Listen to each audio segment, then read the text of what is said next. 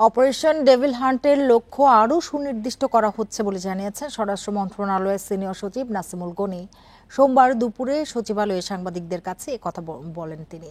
Operation devil হান্টের নাম পরিবর্তন হচ্ছে কিনা সে প্রশ্নের জবাবে সচিব বলেন, এমন কোনো সিদ্ধান্ত হয়নি। কোথায় গুরুত্ব বাড়ানো দরকার, কোথায় লোকবলের অপচয় হচ্ছে, রোজার মাসে জনবল সাশ্রয় করে সর্বোচ্চ কি কাজ করা সম্ভব, কোন কোন জায়গায় যৌথ টহলের দরকার নেই, সেই সব বিষয় নিয়ে আলাপ আলোচনা হয়েছে। সরকার রাজধানীর আইন শৃঙ্খলা নিয়ন্ত্রণে বেশি নজর দিচ্ছে। ঢাকার ছিনতাই চুরি রোধে গুরুত্ব দেওয়া হচ্ছে। ঈদকে সামনে রেখে আইন শৃঙ্খলা বাহিনীকে বিশেষ নির্দেশনা দেওয়া হয়েছে।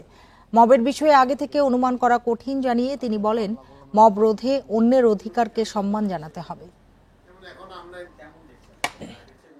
আমরা এমনি ঢাকা শহরের দিকে মনোযোগ দিচ্ছি। ওই যে চিচকা যেগুলা সমস্যা হচ্ছে এগুলো নিয়ন্ত্রণের মধ্যে আনার চেষ্টা করছি। এই সময়টায় জনবলের সাশ্রয় করে আমরা ম্যাক্সিমাম কি কাজ করতে পারি এবং কোন কোন জায়গা থেকে আমাদের কার্যক্রম হয়তো যৌথ পেট্রোলের দরকার নাই বা কি, সেগুলো আলাপ আলোচনা করেছি। আমরা একটা মোর ফোকাসড ওয়েতে করার চেষ্টা করা হচ্ছে।